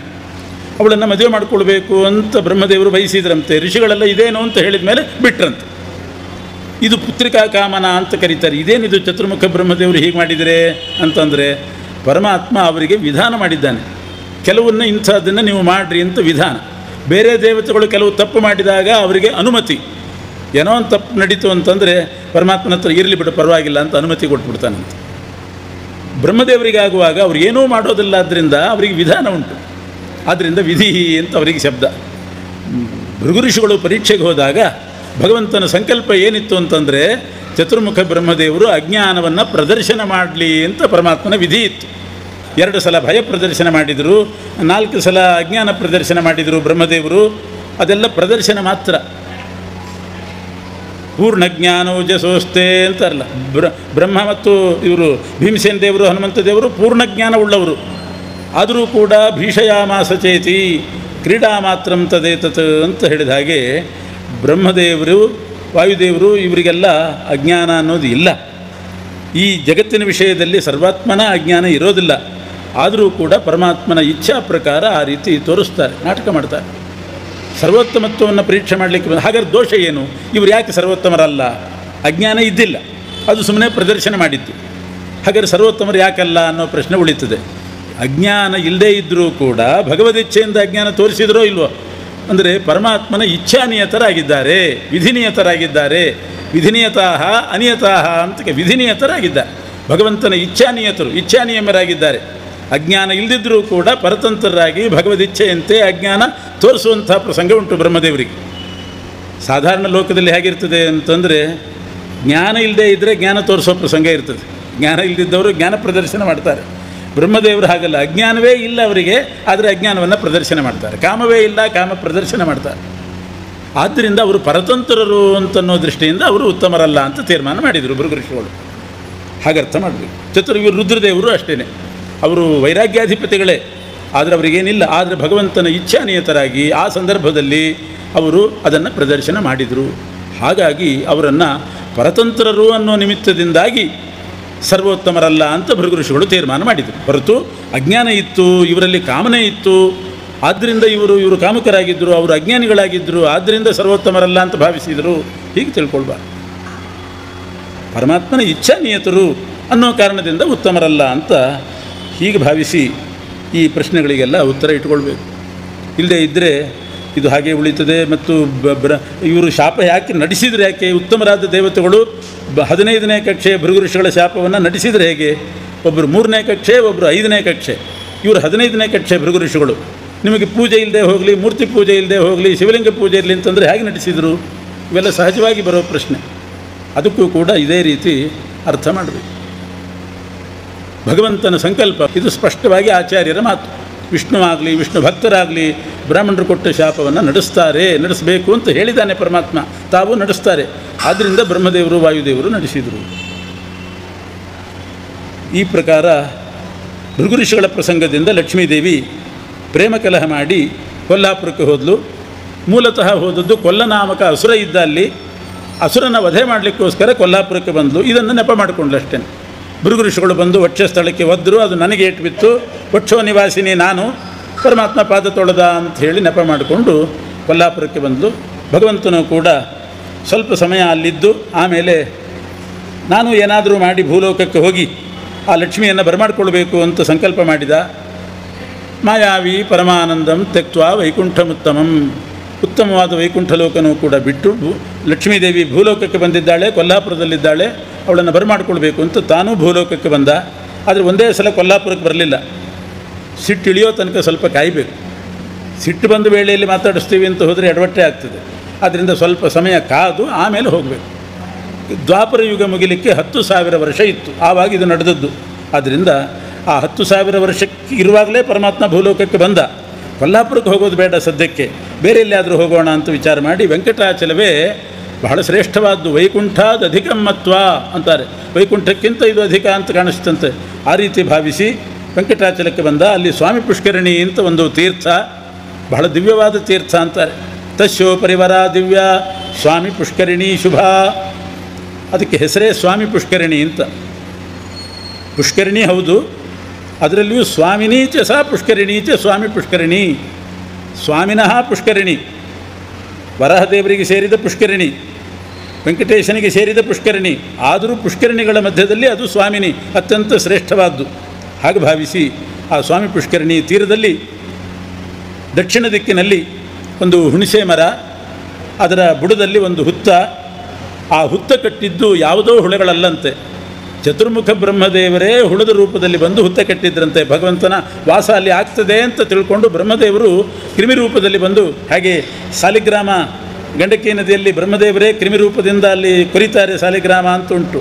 ಹಾಗೆ ಬ್ರಹ್ಮದೇವರು ನಿರ್ಮಾಣ ಮಾಡಿದಂಥ ಹುತ್ತ ತಿಂತ್ರಿಣಿ ವೃಕ್ಷದ ಬುಡ, ಅಲ್ಲಿ ಬಂದು ಪರಮಾತ್ಮ ನೆಲೆಸಿದ್ದಾನೆ. ಹುಣಸೆ ಮರದ ಬುಡದಲ್ಲಿ ಯಾಕೆ ನೆಲೆಸಿದ? ಕೆಲವರು ಕೇಳ್ತಾರೆ, ಹುಣಸೆ ಮರದಲ್ಲಿ ದೆವ್ವ ಇರ್ತದೆ ಅಂತ ರೂಢಿ. ಹೋಗಿ ಹೋಗಿ ಬೇರೆ ಹಲಸಿನ ಮರ ಸಿಗಲಿಲ್ವೇ, ಹುಣಸೆ ಮರಕ್ಕೆ ಯಾಕೆ ಬಂದ ಅಂತಂದರೆ, ಜೋತಾಡೋದಾದರೆ ಗೃಹೀಯ ತಿಂತ್ರಿಣಿ ಶಾಖಾಂ, ಹುಣಸೆ ಮರದ ಗೆಲ್ಲು ಹಿಡ್ಕೋಬೇಕಂತೆ. ಸಿಗ್ರು ಶಾಖ, ನುಗ್ಗೆಕಾಯಿ ಮರದ ಗೆಲ್ಲು ಹಿಡ್ಕೊಂಡ್ರೆ ಜೋತಾಡೋಕ್ಕಾಗತ್ತಾ? ಅದು ಬೀಳ್ತದೆ, ಹಿಡಿದವನು ಬೀಳ್ತಾನೆ. ಹಾಗೆ ಪ್ರಮಾಣ ಅಂತಂದರೆ ವೇದದಂಥ ಗಟ್ಟಿಯಾದ ಪ್ರಮಾಣವನ್ನೇ ಹಿಡಿಬೇಕು. ತಿಂತ್ರಿಣಿ ವೃಕ್ಷ ಇದ್ದ ಹಾಗೆ ಗಟ್ಟಿ ಪ್ರಮಾಣ, ಅದನ್ನು ತೋರಿಸಲಿಕ್ಕೆ ಆ ತಿಂತ್ರಿಣಿ ವೃಕ್ಷದ ಬುಡದಲ್ಲಿ ಆ ಹುತ್ತದಲ್ಲಿ ಸೇರಿಕೊಂಡಿದ್ದಾನೆ. ಆ ಸ್ವಾಮಿ ಪುಷ್ಕರಿಣಿ 3 ಕೋಟಿ ತೀರ್ಥಗಳ ಸನ್ನಿಧಾನ ಅದರಲ್ಲಿದೆ ಅಂತ ಇಲ್ಲಿದೆ. 3 ಕೋಟಿ ತೀರ್ಥಗಳು ಆ ಪರ್ವತದಲ್ಲಿದೆಯಂತೆ. ಆದರೆ ಇನ್ನೊಂದು ಪುರಾಣದಲ್ಲಿ, ಬ್ರಹ್ಮಾಂಡ ಪುರಾಣದಲ್ಲಿ ಹೇಳ್ತಾರೆ 66 ಕೋಟಿ ತೀರ್ಥಗಳಿದೆ ಅಂತ ಹೇಳ್ತಾರೆ. ಹಾಗಾದರೆ ಇದೇನಿದು ಅಂದರೆ ವಿರೋಧ ಅಲ್ಲ, ಇದು ಪ್ರಧಾನ ತೀರ್ಥಗಳು. ಪ್ರಧಾನವಾದದ್ದೇನೇ ತ್ರಿಕೋಟಿ ತೀರ್ಥಗಳು. 66 ಕೋಟಿ ತೀರ್ಥಗಳ ಸನ್ನಿಧಾನ ಅದರಲ್ಲಿ ವೆಂಕಟಾಚಲದಲ್ಲಿ ಇದೆ. ಸ್ವಾಮಿ ಪುಷ್ಕರಿಣಿಯ ಮಹಿಮೆ ಬಹಳ ಅಪೂರ್ವವಾದದ್ದು. ಅದರ ಒಂದು ಮಹಿಮೆ ಬೇರೆ ಪುರಾಣದಲ್ಲಿ ಬರ್ತದೆ. ಭಾಗವತದ ಕೊನೆಗೊಂದು ಕಥೆ ಇದೆ. ಪರೀಕ್ಷಿನ್ ಮಹಾರಾಜ 7 ದಿವಸ ಭಾಗವತ ಶ್ರವಣ ಮಾಡಿದ ಮೇಲೆ ತಕ್ಷಕ ಸರ್ಪ ಕಚ್ಚಲಿಕ್ಕೆ ಬರ್ತಾ ಇತ್ತಂತೆ. ಪರೀಕ್ಷಿತ್ ರಾಜನನ್ನು ಕಚ್ಚಬೇಕು ಅಂತ ಶಾಪ ಇತ್ತು. ಆ ಪರೀಕ್ಷಿತ್ ರಾಜನನ್ನು ಕಚ್ಚಲಿಕ್ಕೆ ತಕ್ಷಕ ಸರ್ಪ ಬ್ರಾಹ್ಮಣ ರೂಪದಲ್ಲಿ ಬರ್ತಾ ಇದ್ದ, ಬ್ರಾಹ್ಮಣ ವೇಷ ಹಾಕ್ಕೊಂಡು. ಅದೇ ವೇಳೆಗೆ ಅದೇ ದಾರಿಯಲ್ಲಿ ಇನ್ನೊಬ್ಬ ಬ್ರಾಹ್ಮಣರು ಬಂದರಂತೆ. ಅವ್ರ ಹೆಸರು ಕಶ್ಯಪ. ಕಶ್ಯಪ ಋಷಿಗಳಲ್ಲ, ಮರೀಚಿ ಮಕ್ಕಳಲ್ಲ, ಕಶ್ಯಪ ಅನ್ನೋ ಹೆಸರನ್ನ ಇನ್ನೊಬ್ಬ ಬ್ರಾಹ್ಮಣರು ಬಂದರಂತೆ. ಒಂದು ದಾರಿಯಲ್ಲಿ ಒಟ್ಟಿಗೆ ಸೇರಿದರು. ಆ ತಕ್ಷಕ ಬ್ರಾಹ್ಮಣ, ಕಶ್ಯಪ ಬ್ರಾಹ್ಮಣ ಇಬ್ಬರು ಬ್ರಾಹ್ಮಣ ವೇಷದಲ್ಲಿದ್ದರಿಂದ ಪರಸ್ಪರ ಮಾತಾಡಿಕೊಂಡ್ರು. ಯಾರು ನೀವು ಏನು ಅಂತಲ್ಲ. ಆ ಕಶ್ಯಪ ಬ್ರಾಹ್ಮಣನ ಹತ್ರ ತಕ್ಷಕ ಬ್ರಾಹ್ಮಣ ಕೇಳಿದಂತೆ, ಎಲ್ಲಿಗೆ ಪ್ರಯಾಣ ನಿಮ್ಮದು ಅಂತ. ಗಂಗಾ ತೀರಕ್ಕೆ ಹೋಗ್ತಾ ಇದ್ದೀನಿ, ಅಲ್ಲಿ ಪರೀಕ್ಷಿತ್ ರಾಜನಿಗೆ ಇವಾಗ ತಕ್ಷಕ ಸರ್ಪ, ಇವರು ಕಶ್ಯಪ ಬ್ರಾಹ್ಮಣರು ಹೇಳಿದ್ದು ಬದುಕಿಸುವಂಥವ್ರು, ಅವರು ವಿಷಹರ ವೈದ್ಯ ಅಂತೆ. ಅವರು ಗಂಗಾ ತೀರಕ್ಕೆ ಹೊರಟಿದ್ದಾರೆ. ತಕ್ಷಕ ಸರ್ಪ ಕಚ್ಚಿದರೆ, ಪರೀಕ್ಷಿತ್ ರಾಜ ಸತ್ತರೆ ಮದ್ದು ಹಾಕಿ ಔಷಧ ಹಾಕಿ ಬದುಕಿಸಬೇಕು ಅಂತ ಹೊರಟವರು ಕಶ್ಯಪ ಬ್ರಾಹ್ಮಣರು. ಅವ್ರ ಹತ್ತಿರ ತಕ್ಷಕ ಬ್ರಾಹ್ಮಣ ಕೇಳಿದ, ಎಲ್ಲಿಗೆ ಹೋಗ್ತಿದ್ದೀರಿ ಅಂತ. ಆಗ ಕಶ್ಯಪ ಬ್ರಾಹ್ಮಣರಾದ್ರಿಂದ ರುಜು ಸ್ವಭಾವ ಸರಿಯಾಗಿ ಹೇಳಿಬಿಟ್ರು. ಇಲ್ಲ, ನಾನು ಈಗ ಗಂಗಾ ತೀರಕ್ಕೆ ಹೋಗ್ತಿದ್ದೀನಿ, ಪರೀಕ್ಷಿತ್ ರಾಜನಿಗೆ 7ನೇ ದಿವಸ ತಕ್ಷಕ ಸರ್ಪ ಕಚ್ಚೋ ಸಮಯ, ತಕ್ಷಕ ಸರ್ಪ ಕಚ್ಚಿದರೆ ಅವನು ಸತ್ತರೆ ಬದುಕಿಸಲಿಕ್ಕೆ ಹೊರಟಿದ್ದೀನಿ, ನಾನು ವಿಷಹರ ವೈದ್ಯ ಅಂತ ಎಲ್ಲ ಇತಿಹಾಸ ಹೇಳಿಬಿಟ್ರು. ಇವನಂದ, ಆ ತಕ್ಷಕ ಸರ್ಪ ನಾನೇ ಕಂಡ್ರಿ ಅಂತ. ಇವನು ಬೇರೆ ಯಾರಲ್ಲ, ನಾನೇ ಆ ತಕ್ಷಕ ಸರ್ಪ, ಬ್ರಾಹ್ಮಣ ವೇಷದಲ್ಲಿ ಇದ್ದೀನಷ್ಟೇ, ನಾನೇ ತಕ್ಷಕ ಸರ್ಪ, ನಾ ಕಚ್ಚಿದ್ರೆ ನೀವು ಬದುಕಿಸ್ತೀರಾ ಅಂತ. ಇಲ್ಲಿ ನನಗೆ ಅಷ್ಟೆಲ್ಲ ಔಷಧಿ ಜ್ಞಾನ ಇದೆ, ನಾನು ವಿಷಹರ ವೈದ್ಯ, ಬದುಕಿಸ್ತೇನೆ ಅಂತ ಅವರು ಸವಾಲು ಹಾಕಿದರು. ಆಮೇಲೆ ಹಾಗಾದ್ರೆ ನೋಡೋಣ, ಇಲ್ಲೊಂದು ಮರ ಇದೆ, ಆ ಮರಕ್ಕೆ ನಾನು ಕಚ್ಚುತ್ತೀನಿ, ನೀವು ಬದುಕಿಸಿರಿ ನೋಡೋಣ ಅಂತ ತಕ್ಷಕ ಸವಾಲು ಹಾಕಿದ್ದಂತೆ. ಕಶ್ಯಪ ಋಷಿಗಳು ಒಪ್ಪಿಕೊಂಡ್ರು, ಆಯಿತು ನೀನು ಕಚ್ಚು, ಆ ಮರ ಸತ್ರ ನಾ ಬದುಕಿಸ್ತೇನೆ ಅಂತ. ಆ ಹಸಿರು ಮರ, ದೊಡ್ಡ ಮರ, ಅದನ್ನು ತಕ್ಷಕ ಸರ್ಪ, ಆ ಬ್ರಾಹ್ಮಣ ಹಾವಾಗಿ ಸರ್ಪವಾಗಿ ಆ ಮರಕ್ಕೆ ಕಚ್ಚಿದನಂತೆ. ಆ ಕ್ಷಣದಲ್ಲಿ ಮರ ಒಣಗೋಯ್ತಂತೆ, ಎಲ್ಲ ಹಸಿರಲ್ಲೇ ಒಣಗೋಗಿಬಿಡ್ತು, ಗೊತ್ತಾಯಿತು. ಆಮೇಲೆ ಆ ಕಶ್ಯಪ ಅನ್ನೋ ಬ್ರಾಹ್ಮಣರು ತಾವು ಅದನ್ನು ಬದುಕಿಸ್ತೀವಿ ಅಂತ ಚಾಲೆಂಜ್ ಮಾಡಿದ್ರು. ಒಂದಿಷ್ಟು ನೀರು ತಗೊಂಡು ಅಭಿಮಂತ್ರಿಸಿ ಅದಕ್ಕೆ ಉಗ್ಗಿದ್ರಂತೆ. ಮೊದಲಿನಂತೆ ಹಸಿರಾಯ್ತಂತೆ ಮರ. ತಕ್ಷಕನಿಗೆ ನಿಶ್ಚಯ ಆಯಿತು, ಓ ನಾನು ಕಚ್ಚಿದ್ರು ಈ ಬ್ರಾಹ್ಮಣ ಬದುಕಿಸ್ತಾನೆ, ಹಾಗಾದ್ರೆ ನಾನು ಕಚ್ಚಿ ಉಪಯೋಗ ಇಲ್ಲ ಅಂತ ಅನಿಸ್ತು. ಆಮೇಲೆ ಕೇಳಿದ್ದಂತೆ ತಕ್ಷಕ ಕಶ್ಯಪರನ್ನು, ಈಗ ನೀವು ಪರೀಕ್ಷಿತನನ್ನು ಬದುಕಿಸಲಿಕ್ಕೆ ಹೊರಟಿದ್ದೀರಲ್ಲ, ನಿಮಗೇನಾಗಬೇಕು ಪರೀಕ್ಷಿತ ಅಂತ ಕೇಳಿದರು. ನನಗೇನಾಗಬೇಕಾಗಿಲ್ಲ, ಅವನಿಗೂ ನನಗೂ ಏನೂ ಸಂಬಂಧ ಇಲ್ಲ, ಅವನನ್ನು ಬದುಕಿಸಿದ್ರೆ ನನಗೊಂದಿಷ್ಟು ಹಣ ಸಿಗ್ತದೆ, ಅದಕ್ಕೆ ಹೊರಟಿದ್ದೇನೆ ಅಂದರೆ ಅಷ್ಟೇ. ನನಗೊಂದಿಷ್ಟು ದುಡ್ಡು ಕೊಡ್ತಾನೆ, ನಾನು ಬದುಕಲಿಕ್ಕೆ ಆಗ್ತದೆ ಅಂತ. ಆಗ ತಕ್ಷಕ ಹೇಳ್ತಾನೆ, ಆ ರಾಜ ಪರೀಕ್ಷಿತ ರಾಜನನ್ನು ಬದುಕಿಸಿದ್ರಿಂದ ಅವನು ಎಷ್ಟು ದುಡ್ಡು ಕೊಡ್ಬೋದು, ಅದರ 2ರಷ್ಟು ನಾನು ಕೊಡ್ತೀನಿ, ನೀವು ಬದುಕಿಸಬೇಡಿ ಅಂತ ಇವನಂದ. ಇವನಿಗೆ ಹಣ ಬೇಕಾಗಿತ್ತು ಕಶ್ಯಪನಿಗೆ. ಸರಿ ಹಾಗಾದರೆ ಅಂತಂದ. ಅವನು ಹೇರಳವಾಗಿ ಸಂಪತ್ತು ಕೊಟ್ಬಿಟ್ಟ ತಕ್ಷಕ. ಕಶ್ಯಪ ಬ್ರಾಹ್ಮಣ ತೊಗೊಂಡು ಬದುಕಿಸಲಿಕ್ಕೆ ಅಂತ ಬಂದವನು ತಕ್ಷಕ ಕೊಟ್ಟು ಹಣ ತೊಗೊಂಡು ವಾಪಸ್ ಹೋಗಿಬಿಟ್ಟು. ಹೆಂಗಿದೆ ನೋಡಿ ವಿಧಿ. ಸಾಯಬೇಕು ಅಂತಿದ್ದರೆ ಬದುಕಿಸಲಿಕ್ಕೆ ಅಂತ ಬಂದ ಬ್ರಾಹ್ಮಣನ ಆ ತಕ್ಷಕ ಹಣ ಕೊಟ್ಟು ವಾಪಸ್ ಕಳಿಸಿದ. ಆಮೇಲೆ ತಕ್ಷಕ ಹೋದ, ಕಚ್ಚಿದ, ಇದೆಲ್ಲ ಆಯಿತು. ಆಮೇಲೆ ಜನಮೇಜಯ ರಾಜ ಸರ್ಪಯಾಗ ಮಾಡ್ತಾನೆ. ಇವನಿಗೆ ಹೇಗೆ ಗೊತ್ತಾಯಿತು? ಶಾಪದಿಂದ ಇವನಿಗೆ ಪರೀಕ್ಷಿತ ರಾಜನಿಗೆ ಶಾಪ ಇತ್ತು, ತಕ್ಷಕ ಕಚ್ಚಲೆ ಅಂತ ಕಚ್ಚಿದ ಅಷ್ಟೇ. ಸರ್ಪಗಳ ಮೇಲೆ ಸಿಟ್ಟಿನಿಂದ ಜನಮೇಜಯ ಸರ್ಪಯಾಗ ಮಾಡಿದ. ಯಾಕೆ ಮಾಡಿದ ಅಂತಂದರೆ, ತಕ್ಷಕ ಏನು ಮಾಡಬೇಕಾಗಿತ್ತು ಶಾಪದ ಪ್ರಕಾರ? ಆ ಶಮೀಕರ ಋಷಿಗಳ ಮಗ ಶೃಂಗಿ ಶಾಪ ಕೊಟ್ಟ ಪ್ರಕಾರ ಕಚ್ಚೋದು ಬರೋದು. ಅವನು ಸತ್ತರು ಸಾಯ್ತಿದ್ದ, ಇವರು ಬದುಕಿಸಿದ್ರೆ ಬದುಕ್ತಿದ್ದ ಅಷ್ಟೇ. ಸತ್ತ ಮೇಲೆ ಬದುಕಬಾರ್ದು ಅಂತ ಹೇಳಿ ದುಡ್ಡು ಕೊಟ್ಟು ಕಳಿಸಿದ್ದಿದೆಯಲ್ಲ, ಅದು ತಪ್ಪು. ಶಾಪದ ಪ್ರಕಾರ ಕಚ್ಚಬೇಕಷ್ಟೇ. ನಾನು ಕಚ್ಚಿದ ಮೇಲೆ ಅವನು ಸತ್ತ ಮೇಲೆ ಬದುಕಿಸಬೇಡ ನೀನು ಅಂತ ದುಡ್ಡು ಕೊಟ್ಟು ಕಳಿಸಿದ್ನಲ್ಲ, ಅದು ತಪ್ಪು ತಕ್ಷಕ ಮಾಡಿದ್ದು. ಅದು ಹೇಗೆ ಗೊತ್ತಾಯಿತು? ದುಡ್ಡು ಕೊಟ್ಟವರು ಹೇಳೋದಿಲ್ಲ, ತೊಗೊಂಡವರು ಹೇಳೋದಿಲ್ಲ. ಮೊದಲೇ ಹೇಳಲ್ಲ ತೊಗೊಂಡವರು, ಕೊಟ್ಟವರಂತೂ ಹೇಳೋದಿಲ್ಲ. ಅದು ಹೇಗೆ ಗೊತ್ತಾಯಿತು ಅಂತಂದರೆ, ಆ ತಕ್ಷಕ ಹಾವಾಗಿ ಮರಕ್ಕೆ ಕಚ್ಚಿದ್ನಲ್ಲ ಪರೀಕ್ಷೆ ಮಾಡೋಣ ಅಂತ, ಆ ಮರದ ಮೇಲೊಬ್ಬನು ಮರ ಕಡಿಯೋನು ಕೂತಿದ್ದಂತೆ. ಇದು ಗ್ರಹಚಾರ. ಅಲ್ಲಿ ಅವನು ಮರ ಕಡಿಯೋನು ಮೇಲೆ ಕೂತಿದ್ದ. ಅದನ್ನು ಯಾರೂ ನೋಡಿಲ್ಲ, ಕೆಳಗಡೆ ಇದ್ದವರು ತಕ್ಷಕನ ನೋಡಿಲ್ಲ, ಕಶ್ಯಪನ ನೋಡಿಲ್ಲ. ತಕ್ಷಕ ಕಚ್ಚಿದ, ಮರ ಸತ್ತೋಯ್ತು. ಅದ್ರ ಮೇಲಿದ್ದವನು ಅವನು ಸತ್ತೋಗ್ಬಿಟ್ಟಂತೆ ವಿಷಕ್ಕೆ. ಆ ಮರದ ಸಂಪರ್ಕದಿಂದ ಅವನು ಸತ್ತಿದ್ದ. ಆಮೇಲೆ ಕಶ್ಯಪ ಬ್ರಾಹ್ಮಣರು ಬದುಕಿಸುವಾಗ ಅವನು ಬದುಕಿದ. ಆಮೇಲೆ ಇವನು ತಕ್ಷಕ ದುಡ್ಡು ಕೊಟ್ಟು ಕಳಿಸಿದ್ದು. ಕೆಳಗಡೆಯಿಂದ ಕೊಟ್ಟು ದುಡ್ಡನ್ನು ಮೇಲೆ ಕೂತವನು ನೋಡಿದ ಅಂತ ಅರ್ಥ ಅಷ್ಟೇ, ಇನ್ನೇನಿಲ್ಲ. ಎಷ್ಟು ನೀವು ಕೆಳಗಿಂದ ಮಾಡಿದರೂ ಮೇಲೆ ಕೂತವನು ಎಲ್ಲ ನೋಡ್ತಾನೆ. ಹೀಗೆ ಅವನು ಮರ ಕಡಿಯುವವನಿಗೆ ಅದು ಗೊತ್ತಾಯಿತು. ಅವನು ಊರು ತುಂಬ ಸುದ್ದಿ ಮಾಡಿಬಿಟ್ಟ, ಇವತ್ತು ನಾನು ಸತ್ತು ಬದುಕಿ ಬಂದಿದ್ದೀನಿ, ಹೀಗಾಯಿತು ಅಂತ ಎಲ್ಲ ಕಥೆ ಹೇಳಿದ. ಅದು ಎಲ್ರಿಗೂ ಗೊತ್ತಾಯಿತು. ಆ ಕಶ್ಯಪ ಬ್ರಾಹ್ಮಣ ದುಡ್ಡು ತೊಗೊಂಡು ವಾಪಸ್ ಬಂದಲ್ಲ, ಅವನಿಗೆ ಮಾತ್ರ ಬಂದಾಗಿನಿಂದ ಊಟ ಇಲ್ಲ, ನೀರಿಲ್ಲ ಅಂತ. ಅಯ್ಯೋ ಎಂಥ ರಾಜಹತ್ಯೆ ಮಾಡಿಬಿಟ್ಟೆ ನಾನು, ಹಣದ ಆಸೆಗೆ ಪರೀಕ್ಷಿತ ರಾಜನನ್ನು ಬದುಕಿಸದೆ ವಾಪಸ್ ಬಂದೆ, ಅವನನ್ನು ಬದುಕಿಸ್ಬೋದಾಗಿತ್ತು ಅಂತ ಆಮೇಲೆ ಪಶ್ಚಾತ್ತಾಪ. ಒಂದು ಕ್ಷುದ್ರಯ್ಯ. ಯಾರಾದರೂ ಒಬ್ಬರು ವೈದ್ಯರು ಯಾರೋ ಹಣ ಕೊಡ್ತೀರಿ ಅಂತಂದರೆ ಇಂಜೆಕ್ಷನ್ ಕೊಟ್ಟು ಸಾಯಿಸಿಬಿಡೋದೆ, ಅಥವಾ ಕೊಡದೇನೆ ಇದ್ದುಬಿಡೋದೆ, ಎಂಥ ಕೆಲಸ ಮಾಡಿದೆ. ನಾನು ವಿಷಹರ ವೈದ್ಯನಾಗಿ ಹಣ ತೊಗೊಂಡು ಬದುಕಿಸದೇ ಬಂದೆ, ಇದು ರಾಜಹತ್ಯಾ ದೋಷ ಅಂತ ಭಾವಿಸಿ ಬಹಳ ವ್ಯಥೆಪಟ್ಟ. ಕೃಷನಾಗ್ತಾ ಬಂದ, ಊಟ ಇಲ್ಲ, ನೀರಿಲ್ಲ. ಈ ಪ್ರಸಂಗ ಒಂದು ಸಲ ಶಾಕಲ್ಯ ಋಷಿಗಳನ್ನು ಭೇಟಿಯಾದಾಗ ಅವ್ರು ಕೇಳಿದ್ರಂತೆ, ಯಾಕೋ ಹೀಗಾಗಿದ್ದೆ ಅಂತ ಕೇಳಿದರೆ, ಅವತ್ತಿನಿಂದ ನನಗೆ ಮಾನಸಿಕವಾಗಿ ಚಿಂತೆ ಹತ್ತಿಬಿಟ್ಟಿದೆ. ಪರೀಕ್ಷಿತ ರಾಜನನ್ನು ಬದುಕಿಸದೇ ಬಂದೆ, ಅವನನ್ನು ನಾನು ಬದುಕಿಸಬಹುದಾಗಿತ್ತು. ಹಣದ ಆಸೆಯಿಂದ ತಕ್ಷಕ ಕೊಟ್ಟು ಹಣ ತೊಗೊಂಡು ಬಂದುಬಿಟ್ಟೆ, ಬದುಕಿಸಲಿಲ್ವಲ್ಲ, ಅದು ನನಗೆ ಚುಚ್ಚುತ್ತಾ ಇದೆ ಒಳಗಡೆ. ಅದಕ್ಕೆ ನಿದ್ದೆ ಇಲ್ಲ, ಊಟ ನೀರು ಯಾವುದೂ ಇಲ್ಲ, ಮನಸ್ಸಮಾಧಾನ ಇಲ್ಲ.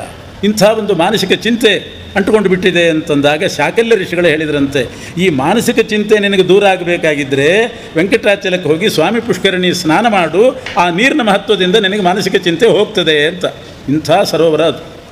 ಮಾನಸಿಕವಾಗಿ ಬಂದಂಥ ಚಿಂತೆ, ಆಧಿ ವ್ಯಾಧಿ ಎರಡನ್ನೂ ಕೂಡ ಪರಿಹಾರ ಮಾಡತಕ್ಕಂಥ ದಿವ್ಯ ಸರೋವರ. ಆಮೇಲೆ ಅವನು ಬಂದು ಅಲ್ಲಿ ಆ ಕಶ್ಯಪ ಬ್ರಾಹ್ಮಣ ಬಂದು ಸ್ವಾಮಿ ಪುಷ್ಕರಣಿ ಸ್ನಾನ ಮಾಡಿದ ಮೇಲೆ ದೇವರು ಅದನ್ನು ಮರೆಸೇ ಬಿಟ್ಟಂತೆ. ಹೀಗೆ ಮಾಡಿದ್ದೆ ಅನ್ನೋದು ತಲೆಯಿಂದ ಹೋಗಿಬಿಡ್ತಂತೆ. ಆಮೇಲೆ ಅವನು ಮಾಮೂಲಾಗಿ ಊಟ ನೀರು ಮಾಡಿಕೊಂಡಿದ್ದ ಅಂತ. ಇಂಥ ಅದ್ಭುತವಾದ ಮಹಿಮೆ ಸ್ವಾಮಿ ಪುಷ್ಕರಣಿ. ಅದರ ತೀರದಲ್ಲಿರೋಣ ಅಂತ ಹೇಳಿ ವೈಕುಂಠಾಧಿಪತಿಯಾದ ಪರಮಾತ್ಮ ಬಂದು ಆ ಹುತ್ತದಲ್ಲಿ ನೆಲೆಸಿದ್ದಾನೆ ಅಂತ ಹೇಳ್ತಾ ಶ್ರೀಕೃಷ್ಣ ಅರ್ಪಣೆ.